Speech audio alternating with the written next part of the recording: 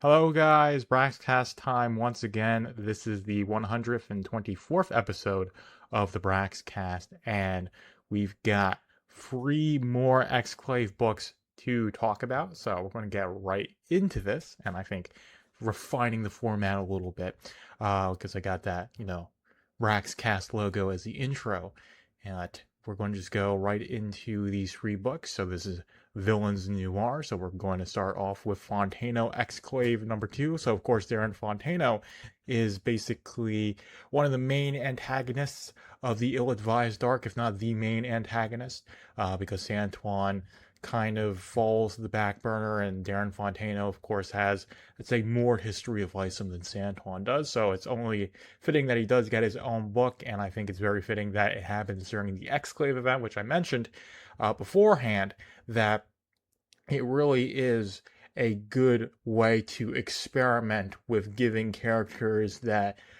aren't notable enough in the Rippaverse their own books or their own series. But I do think Darren probably is one of those characters that would be notable enough to have his own series. But I think Exclave is definitely a good opportunity. So this is going to really focus on Marcus Hale being a rival force, delivering swift and brutal justice that earns public support while quality eroding the line between protection and punishment. The city's desperate, and a man willing to act without limits looks a lot like a hero when everything else has failed.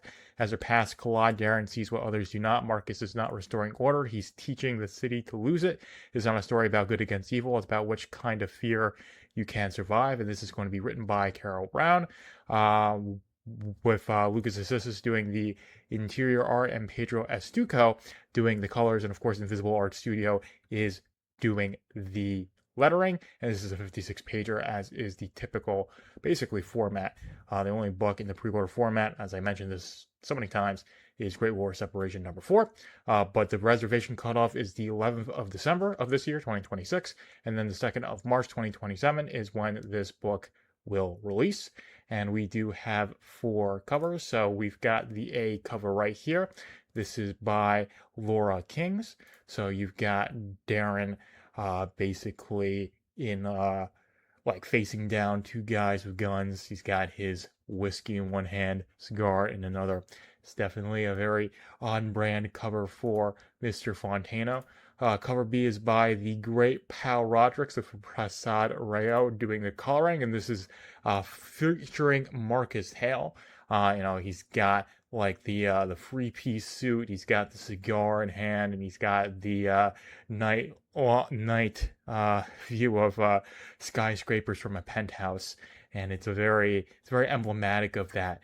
Like that alpha male kind of image, or I guess that madman kind of aesthetic that is really, really appealing. And it definitely will be cool to see a character like that face off against Darren, who's definitely much more, I'd say, gangster in terms of how he presents himself. This is someone who definitely is criminal, right? But he does it in a way that's more like Don Draper or something like that, where it's a very refined mafioso kind of vibe. And I definitely think it's going to be a good contrast to Darren's demeanor and personality. They've got the same sort of goals and similar methods. It's just what methodology is going to be better for the people of Forest Park, or not as bad, probably is the way to go about it. We've got cover C. This is by Kelly Eduarte, and this is emblematic. This is a recalls Isom 1 cover B, with Isom facing off against Yaira. It's a very similar position. You got Darren with with a golden gun and a silver gun facing off against Isom. Now, does this mean that Isom will appear in Fontaino Exclave? I'm skeptical of that, considering that the Exclave story, the mainline Exclave story, is of course going to cover Bloodroof, Gooding, and Isom, so I'm not sure if they'll cross over into, if Isom will cross over into Exclave. Decent chance it might, but I wouldn't hold my breath on that. And then we've got cover D, which is again by Callie Eduarte, and just another like image of Fontaino at a desk. He's got the 8-ball. He's got all of the money. Money in the whiskey, the cigarette butts, the guns, and everything. So I definitely very much so like it as a D cover, which is a mass print cover. It definitely is a fantastic cover, and I do like the logo Fontaino, and then of course that Exclave cover as well. But we are moving on to the next book that is being released. That is RonCop Exclave 2. Now, of course, if you've read the first issue of Alpha Core at the end, RonCop is revealed to basically be the company that Lillian Renashi and Michael Copper used to do all of their dastardly, devilish things throughout the city of Flores Park. So it's very fitting that a team up a book covering the both of them throughout the Exclave event is called RonCop. And of course, this is the second issue. Its reservation cutoff is the 4th of December 2026, and it will be releasing on the 23rd of February 2027. Basically, that every war makes somebody rich. Basically, the opportunity is deepened as the Exclave Crisis hands them the cover that they have been waiting for. And this is by the Saska sisters, with interior art by Bruno Abdiaz, Prasad Rayo doing the coloring, and this is a 56-pager. So you got this A cover by Kane White, and this is just a really good A cover. Kane White always knocks out of the park when he does basically anything, and this is no exception. I always love all the logos that the reverse does, but the RonCop one looks quite cool. And you've got the purple and the green, very basically symbolizing purple and the green for Lillian's and Michael's powers, respectively. Next, we've got cover B, which is by Alfred McLord, and Felipe Felix is doing the coloring. And this is basically just Michael with his honeys, with his compadres. I think it's the Hellhounds, if I'm remembering correctly, basically offering a contract. Basically, looks like it's written in blood because he is the owner of Copper Records, and basically in Black Eye Club, it's very explicitly stated that anybody who goes to Copper Records is selling out, right? And also probably not long for this world if you read basically the very beginning of Black Eye Club. But this is a really good cover. It really showcases Michael Copper's personality, which I do absolutely love. Now we've got the C cover, which is of course the foiled and embossed. It's by Vince L. Tabanas, and this is basically just a shot of Lillian Renashi. I do like the lighting. I like the style of it. It's not quite a pinup cover, but that doesn't mean it's a bad cover by any means. And we've got the D cover, which is the mass print cover, which is by Edumena and Rovel Yumel is the colorist. And I do like the way both these characters are posed. It's a pretty simplistic cover, and it's a good mass print cover to show off both characters. And it is pretty simplistic, but I think it does explicitly show that they're both X-Ups, because they're both engaged in using their powers. So very cool and interesting stuff. And now we are moving on to the final book. This is Salvage Exclave number 2. So it will have a reservation cutoff of the 27th of November 2026, with it releasing on the 16th of February 2027. And of course, it's John Salvage, who didn't ask for war, came to his streets anyways. The first issue put the LF certified PI on the event level stage with a question from Lethal Force still wide open. Who the hitman really worked for? That answer never came. The case never closed. Now the fallout from the Devlin King's invasion spreads deeper into Forest Park, and Salvage is pulled into cases, confrontations, and consequences he would rather not be anywhere near. The war does not care that he works alone. The streets he knows are changing under his feet, and some of the answers he has been changing since Lethal Force are tangled up in the chaos.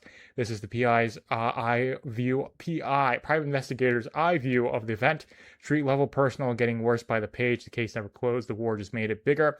Of course, this is written by Eric July, who, of course, founded the Rippaverse and created Salvage. Cesar Razek is doing the interior art. Marco Leskos is coloring it, and of course, it's lettered by Invisible Art Studio, and it is a 56-pager, which is basically true of like every Rippaverse book at this point. The A cover is by Pal Rodricks. Fantastic artist. He's done Perfect 10, and this is basically just the perfect noir cover. You've got the pool of blood. You've got the pinstripe suit and the hat. Of course, I just love this logo for Salvage. It just really goes into that noir aesthetic, that like Prohibition era, like Great Gatsby vibe, if you want to say the way, like the Gen Z way of saying it, but the theme of like that Prohibition era is very, very strong in this cover, and Pow does a really, really good job of just having the right perspective, the character design, everything, just the way everything looks is just, it's absolutely perfect. Pow knocks it out of the park every time he draws. Now we've got cover B, which is by Elton Tomasi, with colors by Felipe Felix, and this is Salvage, the same pinstripe suit, same hat, basically, just a slightly different style, and you've got a deviling in the background. Of course, you've got the city rising up behind him, and of course, you've got that pool of blood as well. It's a very, very well executed cover. Now we've got the C cover, which is by Ricky Pina, colors by Felipe Felix. And this is, of course, the foil and embossed cover, and it does look to be more of a pinup shot. You got a woman in the bar here, basically a sports bar. You can tell you got people playing football, and it is a pretty serviceable pinup cover. It's definitely not the best pinup cover the Rippaverse has done, but by no means bad. And then we've got cover D, which is the mass print cover by Rafael Antunes by Rafael Yumel, who's the colorist. And this is basically, for me, it's a retro style cover. You could probably do A as a retro style cover as well. The last kind of retro cover we got was, I believe, cover B for Arc Stream #1. That was done in, it wasn't quite done in a retro style, but it does have like the overlay, the reverse code of ethics and the overlay of the text, but you could just do that for this cover and you could make a really, really good retro cover. But it is not that, but this is still a really good mass print cover, and probably, other than the one that Pow did, probably my favorite cover for that, probably either A or D, being my favorite cover for Salvage Exclave #2. But those are all of the covers, and those are all of the let's say these are all of the books for the that have been released on pre-order this past week. So they are like just releasing 3 per week, it seems like. So it's been an absolutely ridiculous time to be a Rippaverse fan, because there are so many books that are coming out, and I believe this month 2 are getting fulfilled. So stay tuned, and I will be covering and reviewing all of those in the coming weeks and months and such. So hope you guys enjoyed this episode, but that's all I have for now. Joker is out. Thank you for tuning in to the Braxcast. Be sure to like, comment, follow, and subscribe to keep up with the Rippaverse.